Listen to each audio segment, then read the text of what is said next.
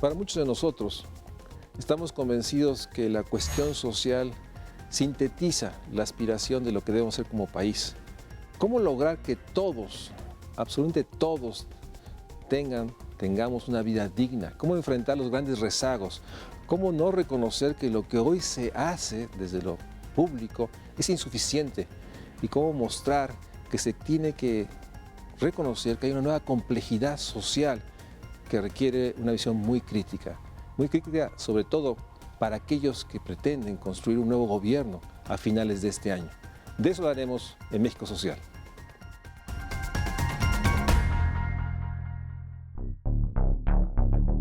En México no se ha logrado construir una política social que genere beneficio en favor de todos los ciudadanos. De hecho, la mitad de los mexicanos vive en condiciones de pobreza y solo una cuarta parte de la población no es pobre ni vulnerable. De acuerdo con el Consejo Nacional de Evaluación de la Política de Desarrollo Social, Coneval, en México existen 54 millones de personas que viven en condiciones de pobreza y más de 9 millones que viven en pobreza extrema. Por otra parte, más de 8 millones de mexicanos se encuentran en situación de vulnerabilidad por ingreso, pues perciben salarios inferiores a la línea de bienestar. Al respecto, la línea de bienestar en zonas urbanas considera el valor mínimo de la canasta básica al mes, que se estima en 2.900 pesos. Sin embargo, el monto nominal del salario en México es de 2.400 pesos mensuales. Paradójicamente, la distribución del ingreso en nuestro país es exponencialmente desigual. De acuerdo con el informe Oxfam titulado México Justo, propuestas de políticas públicas para combatir la desigualdad, los 10 mexicanos más ricos del país poseen la misma cantidad de riqueza que reúnen los 54 millones de habitantes que viven en pobreza. A esta realidad hay que añadir el aumento desmedido de trabajo en condiciones de informalidad, caracterizado por la precariedad, las remuneraciones bajas y la falta de prestaciones sociales.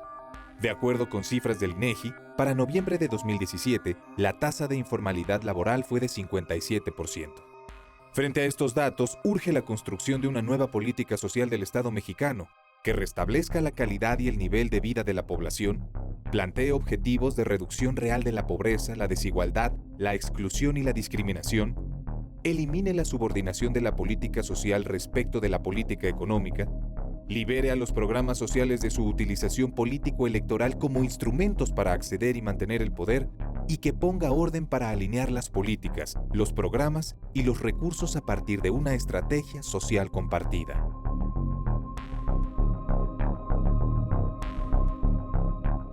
Buenas noches, gracias por estar nuevamente en México Social. Y como hemos comentado en distintas ocasiones, si hay una agenda que requiere una reflexión, una revisión de las preguntas que nos hemos hecho sobre cómo enfrentar pobreza, desigualdad, exclusión, discriminación, vulnerabilidades, es la agenda de la política social.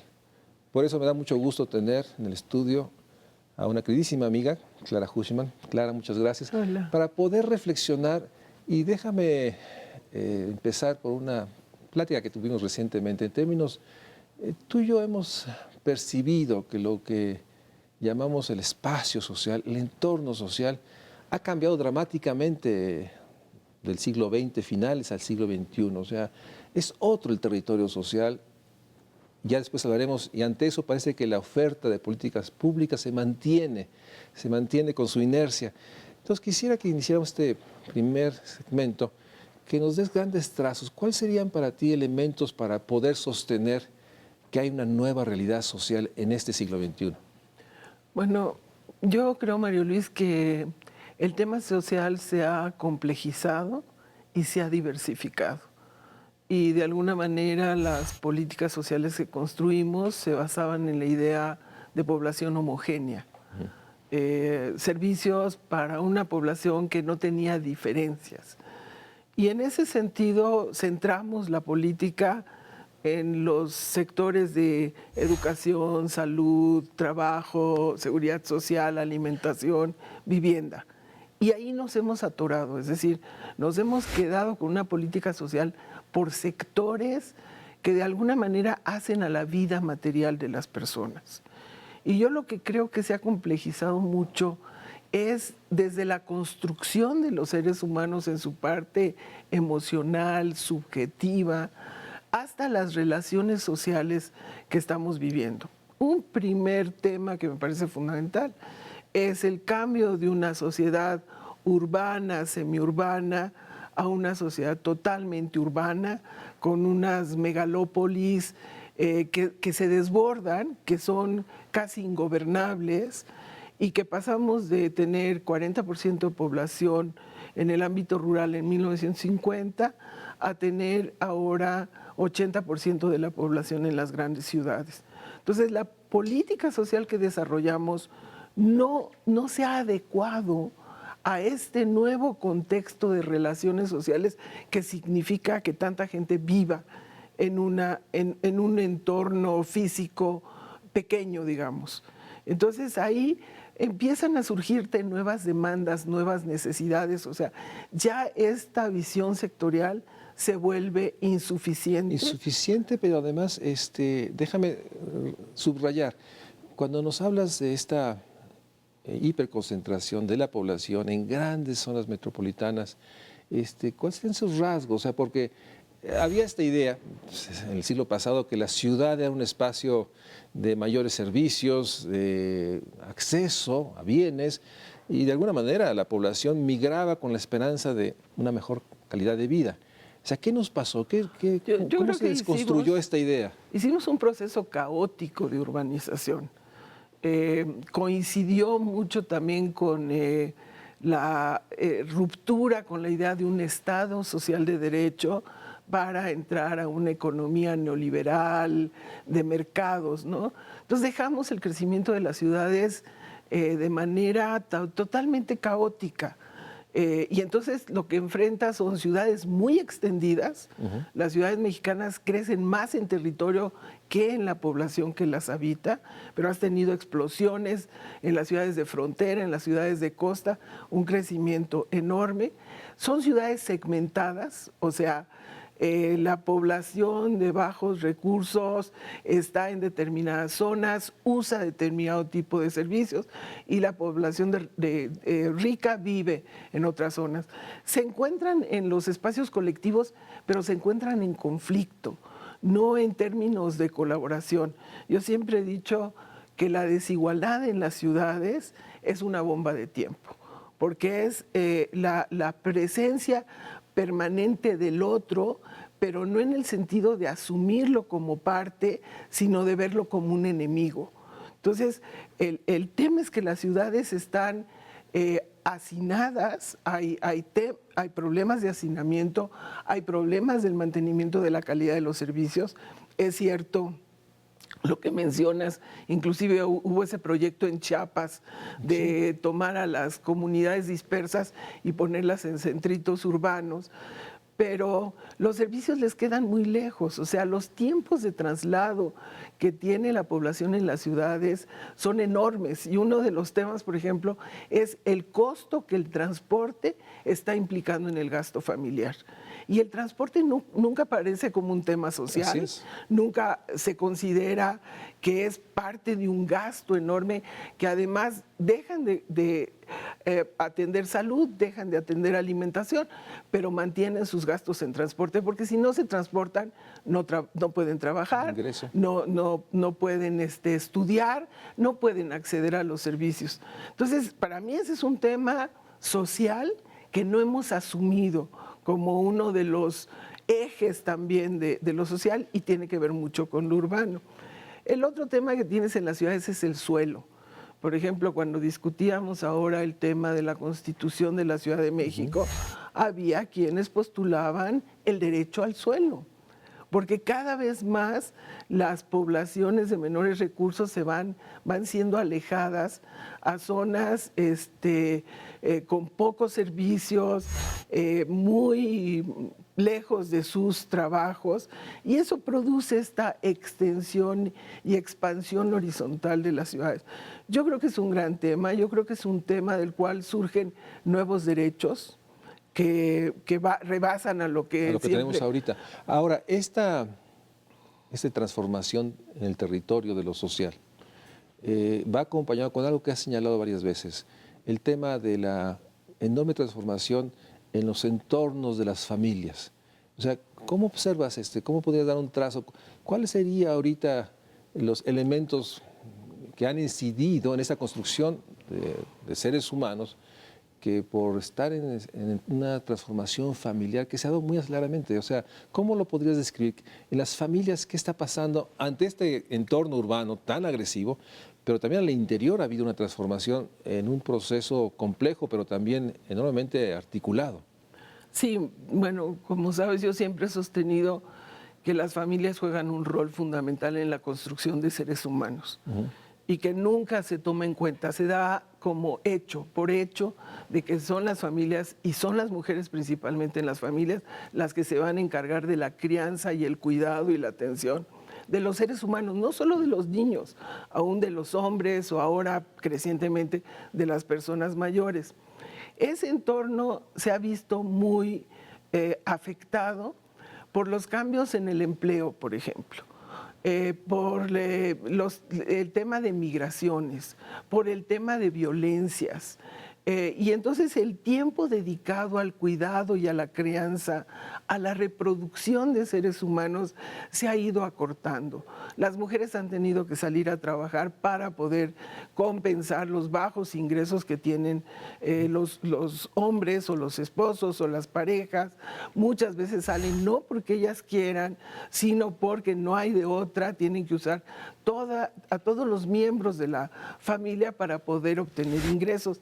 Y eso deja abandonados a niños y adolescentes que en las ciudades están en las calles.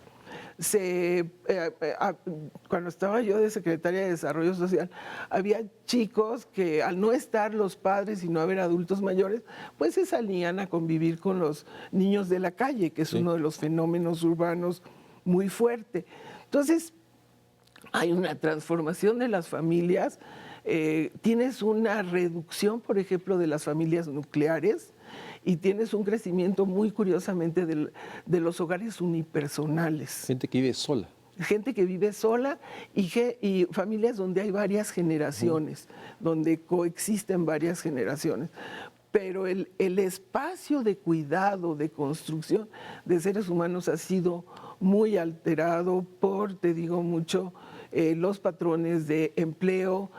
La caída del salario mínimo le ha pegado muy fuerte a los grupos familiares y por eso tienen que usar más de sus miembros para trabajar o para encontrar cualquier manera de obtención de ingresos, ¿no? Y esos dos elementos, la transformación del territorio, de lo social, lo urbano, el pensar en el tiempo y el costo de la vida diaria, son dos grandes dimensiones que no están articuladas o reflexionadas por ninguna política pública, por lo menos las que teníamos. Deja hacer un corte y regresamos, porque a esto está algo que me llamó mucho la atención en una plática que diste en el centro de Tepoztlán, en el cual incluiste incluso modificaciones en los hábitos de consumo, como un elemento que también responde articulado a esta realidad que hoy nos pone en una enorme necesidad de poner enfrente, sobre todo ahora que hay un proceso para elegir presidente, hay un proceso para elegir autoridades,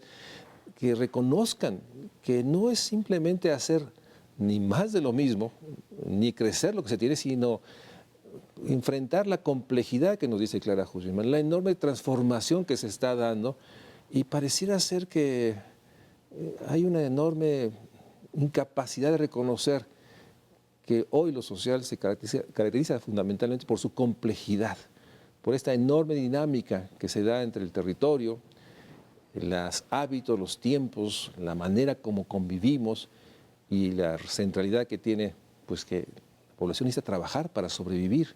Y ahí está en el centro el salario. Vamos a un corte y regresamos para seguir hablando con Clara Hushman.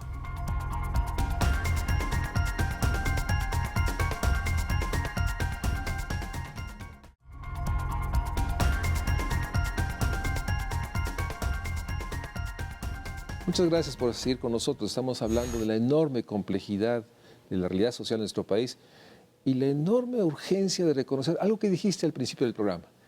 La política social se caracteriza por su enorme homogeneidad, por sectores, la idea de que solo hay un espacio familiar, de un tipo de hogares, etc.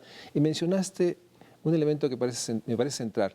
No se reconoce la diversidad y la diferencia que existe. Cuando dices esto, ¿a qué te estás refiriendo? ¿Cuál es el marco que debemos incorporar en esta complejidad social? Mira, yo creo que a finales del siglo pasado, digamos desde los 70, muy fuertemente en los 90, surgen las agendas de grupos de población, agendas específicas, y entra muy fuerte la agenda de las mujeres, la agenda de la infancia, la agenda de la población LGTB, la agenda de las personas con discapacidad, que se vuelve visible en el 2000 y en el 94, la explosión de la agenda de la población indígena, ¿no? Entonces, esta diversidad social de grupos sociales que tienen requerimientos de distinta naturaleza o que tienen requerimientos más intensos de cierto tipo de servicios en la etapa en la que están, es poco considerada en las estructuras de los aparatos institucionales. Una que ha sido exitosa de alguna manera es la agenda de género, que ha logrado transversalizar, como se dice, el tema de género, pero seguimos viendo enorme violencia contra las mujeres, seguimos viviendo enorme discriminación contra las mujeres. Entonces, y ahora tenemos a las personas mayores y no estamos desarrollando las capacidades necesarias para este cambio demográfico, donde ya salimos del bono demográfico que echamos a perder, lo echamos por la borda. Ahora vamos a tener crecientemente un número de personas mayores. No nos estamos preparando. Entonces, yo digo, el sector salud, el sector educativo, inclusive las viviendas, la forma como piensas la vivienda, tienen que tener flexibilidad y reconocer la diversidad.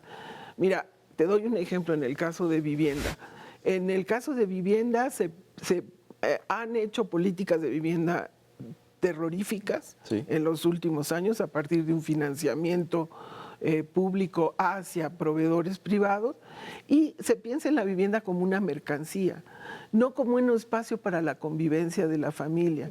Y la forma en que la gente construía socialmente sus viviendas era: empezaban con un cuarto, crecía la familia, agregaban otro cuarto, y a medida que crecía la familia iban dividiendo los terrenos para tener espacios para los hijos con las esposas, ¿no? Acá las viviendas están construidas de manera verdaderamente, yo diría, miserable, con espacios muy pequeños donde no existe esta posibilidad de tener un tiempo de soledad y de reflexión para los jóvenes, porque están encima de los hermanos, y se vuelven un espacio para el conflicto, esto del hacinamiento, ¿no? Entonces no se toma en cuenta quiénes van a habitar esas viviendas. Los jóvenes, al tener viviendas tan pequeñas, naturalmente se salen en las ciudades al espacio público, porque es el espacio que les permite reunirse, y la gente tiene temor a los jóvenes que se reúnen afuera de las casas, porque no generas espacios públicos a partir de esta política de vivienda que ha sido... Sí, tengo esta imagen de las casas que están pegadas una a la otra, en el cual no hay ningún espacio, digamos, sales y te encuentras pues confinado, ¿no? Son estas colmenas urbanas brutalmente hacinadas al interior, pero también al exterior, o sea, así es. Y eso genera esta falta de reconocer que el espacio urbano debe promover el espacio público en el sentido de convivencia, cercanía y también privacidad, un elemento que... Así es. Y en ese sentido, estas agendas que están atrapadas en la discriminación brutal, porque sigue habiendo una enorme, yo diría, idea de un país homogéneo en lo cultural, en la diversidad, en la manera de convivencias, que cada vez que hay pronunciamientos de algún candidato o algo, se nota en el fondo esta idea de homogeneidad, de imponer una visión. Va acompañado con algo que... nuevamente en esta reflexión que hacías recientemente, me llama mucho la atención, reconocer que a esta agenda de la diversidad de sujetos, de nuevas convivencias, hoy hay una nueva agenda que se da por la magnitud de la población que se ha visto afectada por las violencias, Sí. que también está invisibilizado. O sea, no hemos reconocido la magnitud de las personas que por la violencia viven discapacidad, viven un enorme sentimiento de dolor. Cuando mencionas esto, ¿cómo lo insertas en esta idea de que lo social ya no puede ser lo homogéneo, ya no puede incluso ser lo diverso? Hoy hay que reconocer que hay miles de personas afectadas por las violencias. Mira, yo creo que hay que reconocer que miles de personas en este país viven con miedo. O sea, y el miedo te provoca cambios de conducta fundamentales. No ir a ver a los familiares, preferir estar encerrado en la casa, tener un temor ante cualquiera que llega y toca. Yo creo que esta guerra contra el narcotráfico en el que nos han metido desde hace 10, 12 años, está generando un fenómeno de terror y de miedo y de violencia crónica en muchos territorios del país. Y ahí aparece este tema de víctimas directas y víctimas indirectas. O sea, si tú mencionas que desde la época de Fox ha habido 300,000 asesinatos, que actualmente hay 310,000 desplazados, que actualmente tienes 34,000 personas desaparecidas, todos ellos significan núcleos familiares. O sea, no es el asesinado específico, no es la persona que fue sujeta de desaparición, sino el terror, el miedo y la inseguridad que genera en sus entornos familiares. Entonces, a mí me parece que no hemos asumido que eso tiene que ser una política muy clara de prevención social y de reinserción y recuperación de las víctimas, yo digo directas e indirectas. Mira, por ejemplo, uno de los candidatos habla de amnistía. Yo sí creo que hay que hacer un trabajo, una política de recuperación de los jóvenes que han sido capturados por el crimen organizado. O sea, a veces son secuestrados de sus comunidades y obligados a participar en las actividades del crimen organizado e incluso entrenados. Entonces, estos jóvenes no han tenido alternativa porque han sido amenazados de que sus familias saben en dónde están y las van a matar si no hacen ellos el trabajo que se les pide.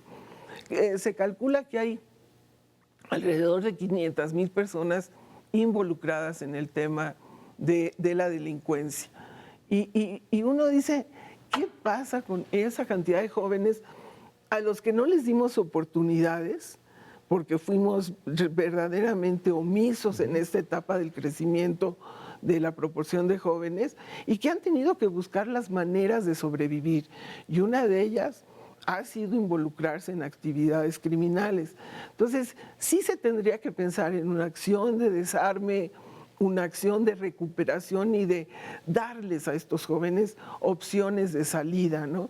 La gente que trabaja en el campo con jóvenes de esta naturaleza habla de que son víctimas y son victimarios. O sea, tienen ese doble rol.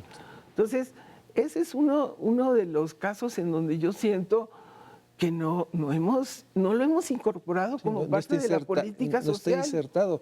Y ahí está un tema, lo mencionaste, los jóvenes. O sea, finalmente hay esta terrible expresión de los ninis que refleja un enorme desprecio, porque si no estudian, no trabajan, no es porque lo decidan, es porque no tienen opciones que esta sociedad les haya construido.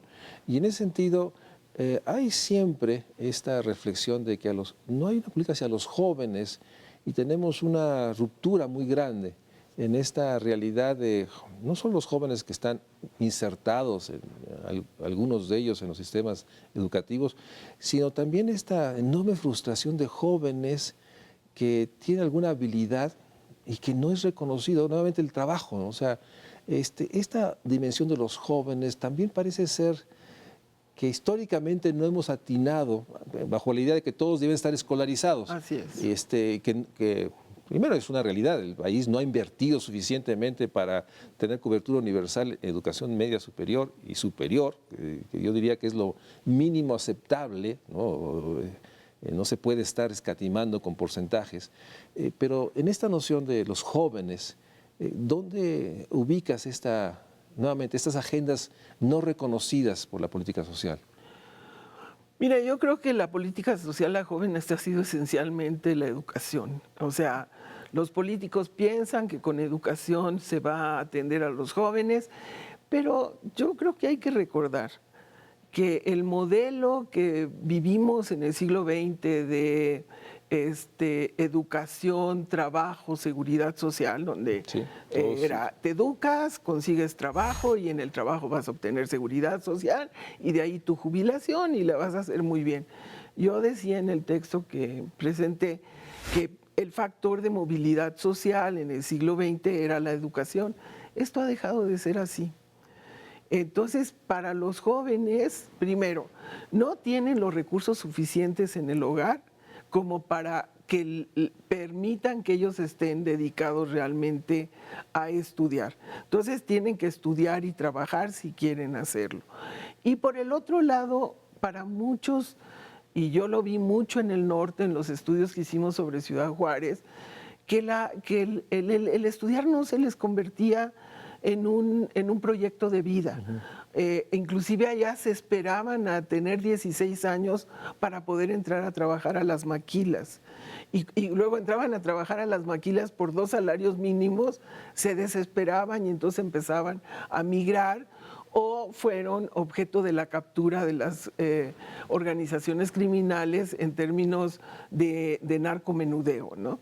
Entonces, no creamos opciones para los jóvenes y vemos solo trabajo formal y educación.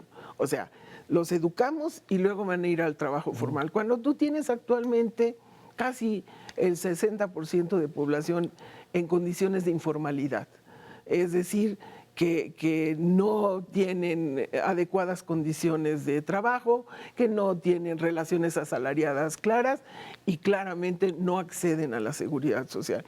Traes un problema de rezago producto de esas concepciones, ¿no? Sí. Todos vamos a ser trabajadores asalariados y todos vamos a tener seguridad social. La realidad actual te dice que eso no es cierto. Y este postulado de seguridad social financiada con impuestos generales y universal, a mí me parece fundamental, porque ahí están muchos jóvenes en estas actividades informales, en donde están viendo cómo sacan unos centavos para poder ayudar a la familia o para poder sobrevivir ellos mismos. Y pone en el centro una de las dimensiones más dramáticas, digamos, de la vida diaria de todos nosotros, la salud. O sea, el poder tener una posibilidad de enfrentar una enfermedad con un sistema de salud, hoy sigue siendo una de las grandes dimensiones más dramáticas. Esto que se llamó no solo el gasto catastrófico que empobrece, pero es los enormes dilemas de la población que busca en cualquiera de los sistemas existentes y no encuentra respuestas. Pone en el centro esta idea central que se ha dicho en su última década, y que sigue estando muy lejos de un sistema universal de salud para todos, de calidad, y que pone en el centro, y será parte de la reflexión en los próximos espacios de México Social, bueno, la propuesta social. O sea, ¿dónde está esta capacidad de reconocer que, nuevamente insisto, no solo transformar lo que se tiene y mejorarlo o aumentarlo, es incorporar nuevas propuestas y reconocer esta complejidad que nos dice Clara Hushman? De eso hablaremos, sobre qué hay que hacer, cómo enfrentar, y uno de los elementos centrales que Clara ha puesto en el centro es una debilidad de las instituciones para enfrentar lo que se tiene, lo que se pensaba, pero sobre todo estas agendas. Vamos a un corte y regresamos a México Social para hablar de esta nueva realidad social y cuáles son las propuestas o cuáles serían las preguntas que deberían estar enfrentando los que pretenden ser presidentes, diputados, senadores, gobernadores, y que parece que siguen viendo una política social no solo simplista, sino como algo que se resolverá de alguna manera porque el país está creciendo o porque el país parece que Pues el mercado lo va a resolver. el mercado lo va a resolver y entonces el Estado debe simplemente dejar que funcione el mercado. Vamos a un corte y regresamos.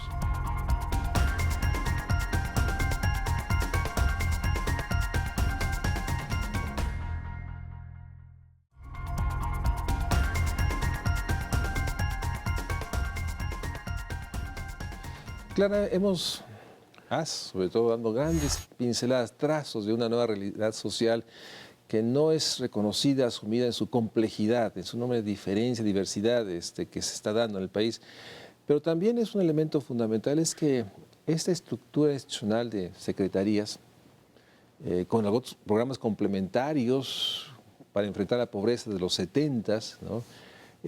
Ha construido una estructura enormemente también diversa, diferenciada. ¿Cómo podrías darnos esta visión de conjunto de cómo ha evolucionado la estructura administrativa que se construyó para enfrentar los problemas sociales y la pobreza? A ver, yo te diría que una de las grandes cuestiones a debatir es el papel del Estado en la provisión de servicios sociales y en la construcción y operación de una política social. Yo creo que ese ha sido el tema más cuestionado en los últimos 30 años. Y eso ha provocado un debilitamiento de las estructuras que se construyeron de manera muy clara y con mucho empeño, digamos, después de la Revolución Mexicana, más o menos hasta los años 70, ¿no?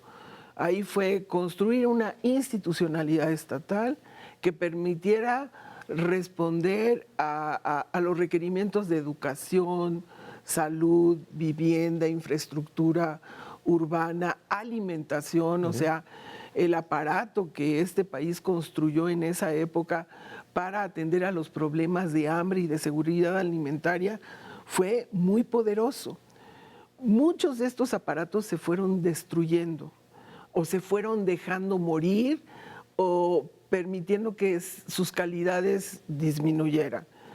En los 70s, entonces ahí tienes la creación de la Secretaría de Salud, la Secretaría de Educación, la CEIMSA, después CONASUPO para alimentación.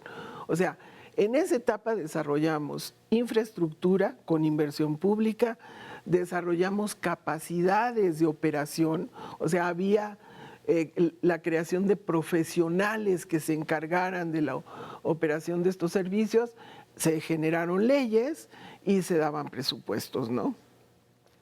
Más o menos en los 70s, ante una crisis severa que enfrentó el país, se empezó como a tener conciencia de que este desarrollo no había atendido adecuadamente a las poblaciones rurales.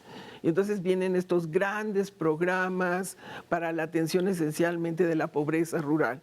Y surge Coplamar, el Sistema Alimentario Mexicano, luego entra Pronasol, y el último y el que pervive es el que fue Progresa, Prospera, Oportunidades, como le han querido llamar, que es un gran programa de transferencias monetarias de ingreso. Ya no es el Estado el que provee los servicios, sino la gente se le da una cantidad de dinero para que pueda comprar en el mercado. Se les garantiza el consumo. Se les garantiza el consumo y entonces se dice, bueno, tienen opciones para comprar, pero bueno, se les acota a cierto tipo de productos, pero es una forma de alentar a los proveedores privados. Entonces, para mí una discusión inicial es qué rol como sociedad queremos darle al Estado, entendiendo al Estado como algo formado por nosotros mismos. Sí, la sociedad organizada. Sí. Y esta pregunta esencial es, ¿a quién le corresponde proveer los bienes y servicios? ¿Al mercado, al Estado? Yo digo, ahí tienes como 4 agentes, que es el mercado, el Estado, las familias y la comunidad, o sea, a través de las organizaciones comunitarias, etcétera. Yo creo que ese pacto está muy destruido y tendría que hacerse una reflexión y fundamentalmente en qué queremos que el Estado mexicano haga para que los mexicanos tengamos una vida digna. O sea, voltear el tema y decir, lo que estamos buscando es que dignifiquemos la vida de los seres humanos, de que el mexicano tenga realmente acceso a todos los derechos económicos y sociales y culturales que se han establecido en los grandes marcos internacionales.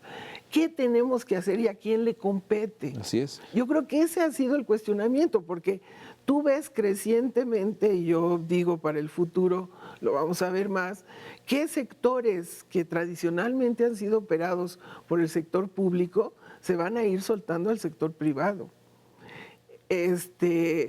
Muchas de las provisiones de servicios de acompañamiento a la seguridad social son provistos por Los proveedores empresas son privadas. privados. Y esta idea que se vuelve ya prevalente en que las relaciones sociales con el Estado se hacen a través de una tarjeta que te da un ingreso, pero ya no existe este acompañamiento de, digamos, de un trabajador social que te acompaña, que te orienta.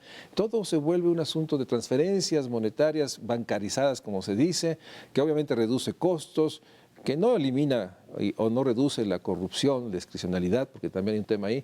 Y esta idea de que al Estado solo le corresponde garantizar consumos y al mercado proveer los bienes y servicios, y ahí se atraviesa algo que tú señalaste en esta plática, o sea, esta enorme realidad de que al tener ingresos, pues consumen alimentos hiperprocesados, alimentos no necesariamente los más deseables, no porque la población no sepa, sino porque simplemente no están ahí, o la publicidad brutal, y genera esta obesidad, sobrepeso, etcétera. Déjame regresar en ese sentido, si la pregunta fundamental es a quién le corresponde, es algo que se ha subrayado desde principios de este siglo. O sea, tenemos una estructura institucional que tú has señalado fragmentada, dispersa. O sea, aún así, perviven muchos programas. Sí. ¿Cómo observas esta estructura que no queda claro si complementa o acompaña o simplemente es un elemento más junto al consumo que genera las transferencias? O sea, ¿cómo podrías describir el andamiaje de hoy en día que tenemos? Mira, Coneval en los últimos cálculos, precisamente en el centro de Tepoztlán, hablaba de que hay 6.400 programas sociales de los 3 niveles, nivel municipal, nivel estatal y nivel federal. Desde mi óptica, ahí hay duplicidades y hay omisiones y es esta falta de una visión compartida de política social. Que esa visión a mí me parece tendría que introducir no solamente estas cuestiones sectoriales, sino la diversidad de los grupos sociales, el tema de las víctimas de la guerra y todas estas transformaciones que se están dando en los entornos del trabajo, en los entornos familiares y en los entornos de consumo. Entonces, lo que tenemos ahora, a ver, yo ¿cómo lo vería? El gobierno federal retiró su presencia en el territorio. Fue clarísimamente todo el trabajo de promotoría que a ti te tocó muy importantemente en el DIF, está retirado el gobierno federal de la promotoría. Pero yo no creo que haya sido sustituida por un trabajo de promotoría y acercamiento a los ciudadanos por los gobiernos estatales ni por los gobiernos municipales. O sea, ahí se generó un vacío entre el territorio y las políticas sociales. Yo siempre he sostenido que es importante desarrollar las capacidades de promotoría social. La gente necesita acercamiento, necesita personas, necesita información, orientación. Y acá tenemos un enorme vacío entre los gobiernos y la gente en el territorio. Entonces tienes instituciones que son sectoriales, ahora tienes un montón de instituciones por grupos poblacionales, todos los institutos, tienes una política para víctimas por allí subsumida en gobernación, que yo no entiendo qué hace, o la de prevención social de violencias metida en gobernación.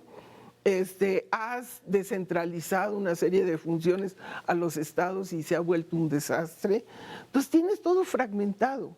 Tienes, y no hay una concepción de lo social que tiene que ver con esta construcción de seres humanos dignos. Y entonces el tema es cómo reestructuramos todo ese aparato social a lo mejor con un enfoque de derechos humanos ampliados, Sí.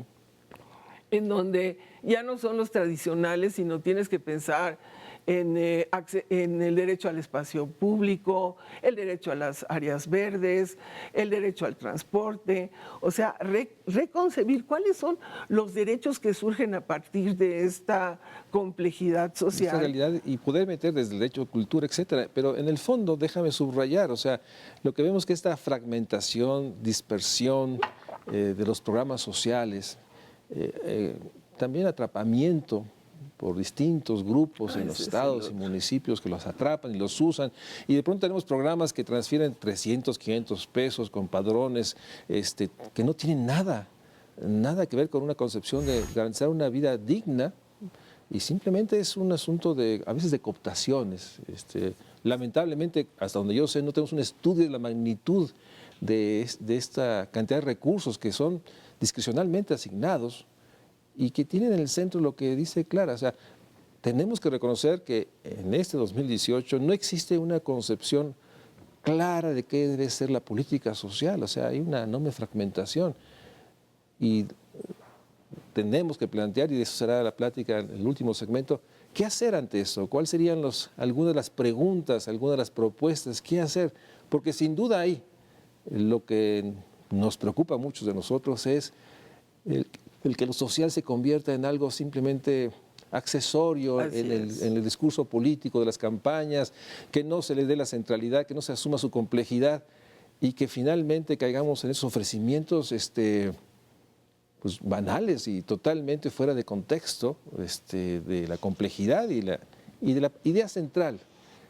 Solo habrá un México social si es un país que se dedica a construir una vida digna para todos, y esto implica alinear toda la política pública del Estado. Vamos a un corte y regresamos.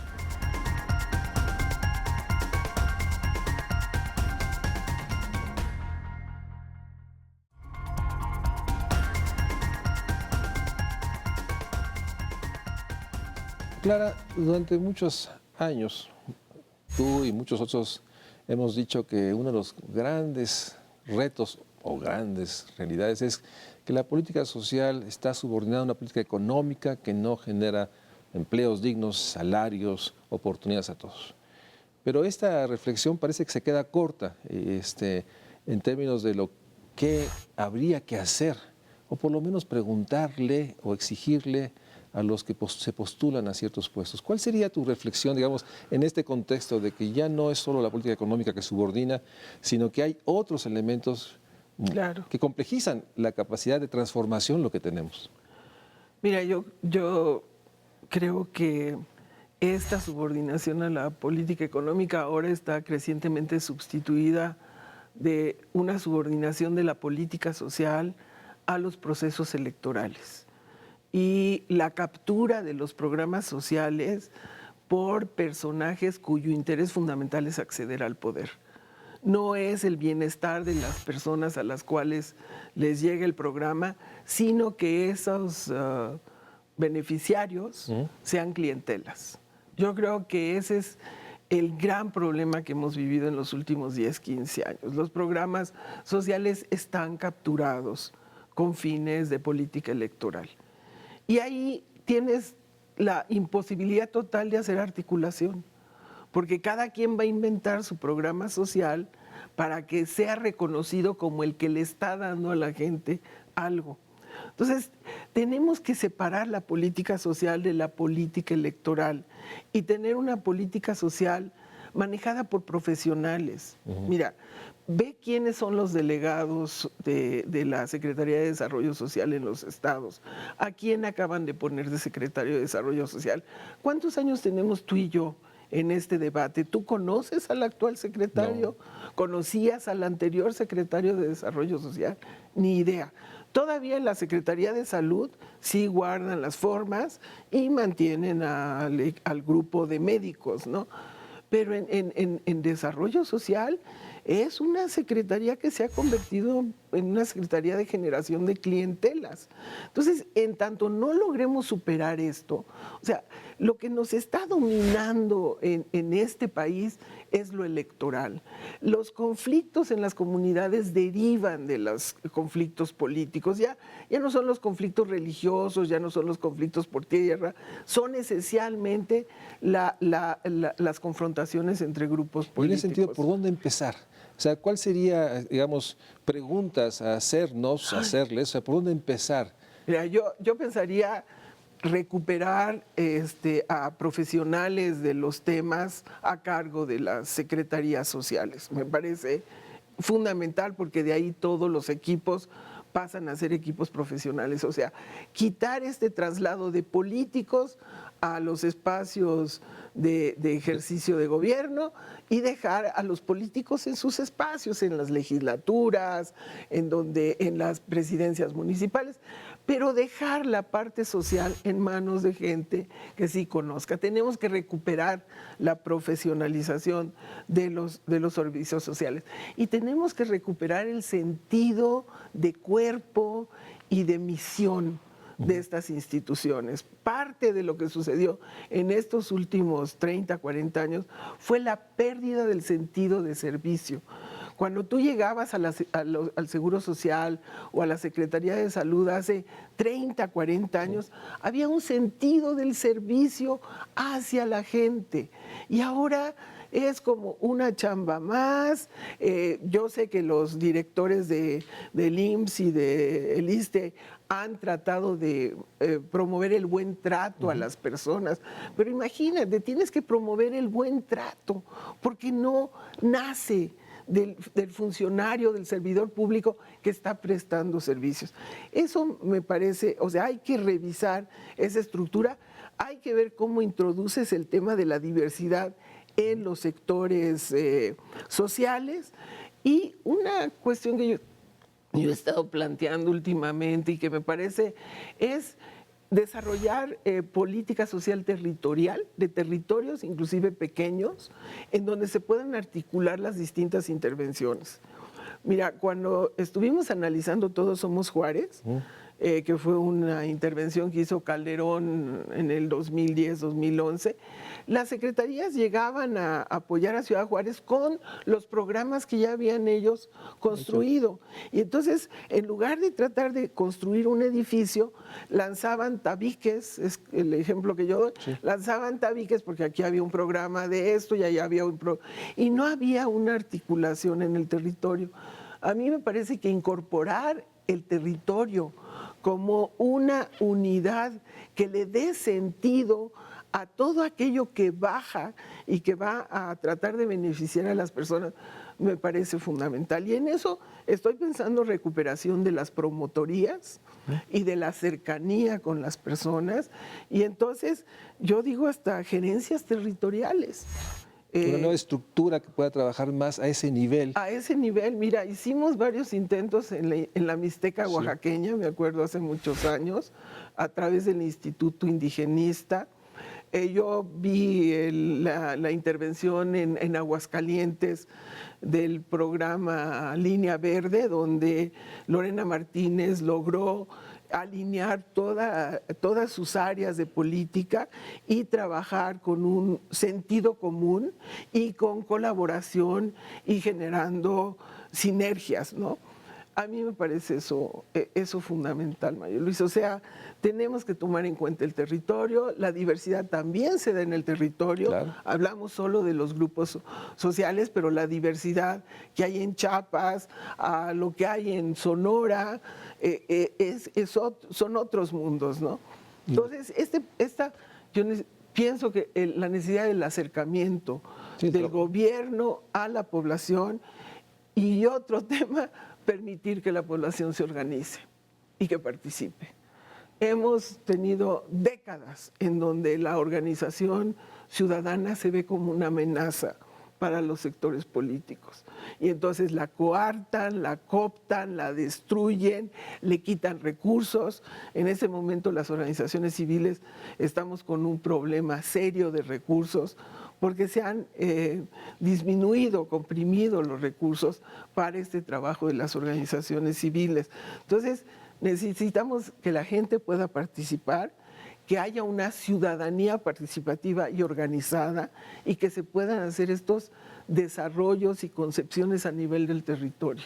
Pues con esta reflexión que nos hace clara, nos marca la enorme complejidad de reconocer que hoy lo que tenemos no es suficiente. Es más, lo que tenemos está generando también una desestructuración de lo social que genera que esa cantidad de recursos insuficientes no tenga la capacidad de articular una serie de apoyos que permita una vida digna. Y en el fondo están preguntas esenciales como ¿a quién le corresponde? Volver a cuestionarnos si este esquema de asociación público y privado es la que realmente puede garantizar una vida digna. De eso seguiremos hablando en México Social. Clara, muchas gracias. Muchísimas gracias por tu reflexión. Gracias a ustedes por acompañarnos.